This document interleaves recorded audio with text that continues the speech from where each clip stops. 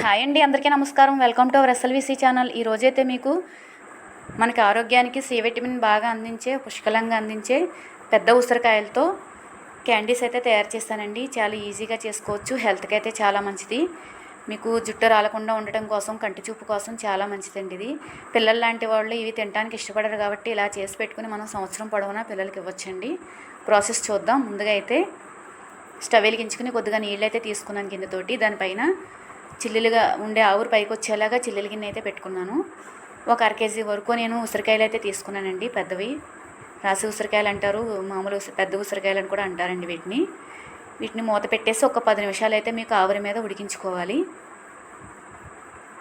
ఉడికించిన తర్వాత stove off చేసి చల్లారిన తర్వాత మనం చేతితో ప్రెస్ చేస్తే మొత్తం చాలా ఈజీగా వచ్చేస్తుందండి. ఈ విధంగా మధ్యలో కింద సెపరేట్ అయిపోతుంది, పైన ఉసిరికాయ తొనల కింద వచ్చేస్తుందండి. ఇలాగా చాలా ఈజీగా ఒలిచేసుకోవచ్చు. గింజలన్నీ తీసి పక్కన పెట్టేసుకొని పైన తొనలన్నీ తీసి ఒక ప్లేట్లో వేసేసుకున్నాను నేను. వీటన్నిటిని మిక్సీ జార్లో వేసి మెత్తగా పేస్ట్ అయితే తయారు చేసుకోవాలండి. చాలా ఈజీగా చేసుకోవచ్చండి. హెల్త్కి అయితే చాలా మంచిది. సీజన్లో దొరికినప్పుడే మనం ఈ విధంగా చేసి పెట్టుకుంటే నిల్వ ఉంటుందండి మీకు క్యాండీస్. ఈ విధంగా పేస్ట్ అయితే తయారు చేసుకున్నాను నేను.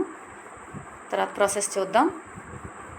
స్టవ్ వెలిగించుకొని మొత్తం పేస్ట్ చేసుకున్న ఉసిరికాయ పేస్ట్ అంతా తీసుకొచ్చి పాన్లో వేసేసుకున్నానండి. లో ఫ్లేమ్లో అయితే పెట్టుకోవాలి. మీకు దీంట్లో పంచదార కానీ బెల్లం కానీ వాడచ్చు. నేనైతే పట్టిక బెల్లం వాడుతున్నానండి, పిల్లలకి తినేలాగా ఉండేలాగా. హెల్త్ బెనిఫిట్స్ ఉంటాయి కాబట్టి మనం కూడా దీనికి సరిపడగానే వేసుకోవాలి కాబట్టి నేను పట్టిక బెల్లాన్ని అయితే వాడుతున్నానండి. 1 కేజీ అచ్చు తీసుకున్నాను, పొడి కొట్టేసి వేసుకుంటున్నాను. మనం తీసుకున్న 1 కేజీ ఉసిరికాయలకి 1 కేజీ పట్టిక బెల్లం అయితే వేసానండి నేను. పట్టిక బెల్లం వేసిన కొద్దిసేపటికి మీకు పాకం వస్తుంది కాబట్టి పలుచగా అవుతుంది. అలా లో ఫ్లేమ్లో పెట్టి తిప్పుకుంటూ ఉండాలండి. మనం హైలో అయితే పెట్టకూడదు. చివరిగా టైట్ అయ్యేంత వరకు మనం తిప్పుతూ ఉండాలి మధ్య మధ్యలో. స్టార్టింగ్లో ఎక్కువ తిప్పకపోయినా లాస్ట్కి వచ్చేసరికి మీకు టైట్ అవుతున్నప్పుడు అడుగు పట్టకుండా తిప్పుకుంటూ ఉండాలి. పాన్కి సెపరేట్ అయ్యేంత వరకు తిప్పుతూ ఉండాలండి. హెల్త్కి అయితే చాలా మంచిది. నోట్లో వేసుకుంటే కరిగిపోయేలా ఉంటుందండి ఇది. దీంట్లో మీకు చివరిగా నేను టైట్ అవుతుంది అనిపించుకుని ఒక నిమ్మకాయని అయితే తీసుకుని మీడియం సైజ్ది రసం పిండేసుకున్నానండి.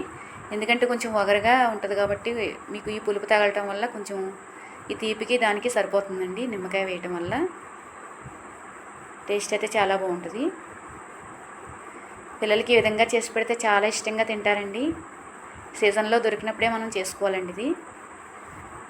ఇలా టైట్ అయినప్పుడు నేనైతే ఒక స్పూన్ నెయ్యి వేసానండి. మీరు నెయ్యి వేసుకున్నా వేసుకోకపోయినా పర్వాలేదు, ఇష్టం ఉంటే వేసుకోవచ్చు. పాన్ నుంచి సెపరేట్ అయ్యేలాగా చూసుకోవాలి లాస్ట్ వరకు. ఈ విధంగా మనకి తిప్పితే అలా వచ్చేలా చూసుకోవాలి. ఇలా ముద్దలా వచ్చిన దాన్ని తీసుకుని ఒక ప్లేట్కి అయితే నెయ్యి రాసేసుకుని ఈ ఉసిరికాయ ముద్దను తీసుకొచ్చి పాకం పట్టిన ముద్దని దీంట్లో వేసేసుకుంటున్నానండి. క్యాండీ మిక్చర్ని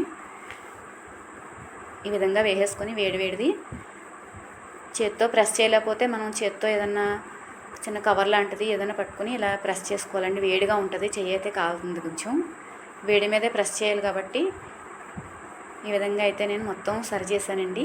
మరీ పలుచగా కాకుండా కొంచెం మందంగా కాకుండా సరి సమానంగా వేసాను. ఈ విధంగా అయిన తర్వాత 2 గంటల వరకు చల్లార్చాలండి. చల్లారిన తర్వాత మనం ఇలా చాకుతో కట్ చేసుకుంటే మనం ఏ షేప్లో కావాలో ఆ షేప్లో కట్ చేసుకోవచ్చు. నేనైతే చిన్న చిన్న పీసెస్ కింద కట్ చేశానండి ఇలాగా. వీటన్నిటిని మనం ఇలాగే స్టోర్ చేసుకోవచ్చు, లేకపోతే పంచదార పొడి కానీ పటిక బెల్లం పొడి కానీ చల్లుకొని పైన స్టోర్ చేసుకోవచ్చండి. చాలా అంటే చాలా బాగుంటాయి. తప్పకుండా మీరు ట్రై చేయండి. దీనిపైన అయితే నేను పటిక బెల్లాన్ని కొద్దిగా పొడి చేసి ఈ విధంగా చల్లి మొత్తం అంతా కలిసేలా కలుపుకొని ఒక గాలి చొరబడని డబ్బాలు అయితే వేసేసుకుని స్టోర్ చేసుకుంటున్నానండి. మీరు కూడా తప్పకుండా ట్రై చేస్తారనుకుంటున్నానండి మా వీడియో చూసి. థ్యాంక్ యూ అండి.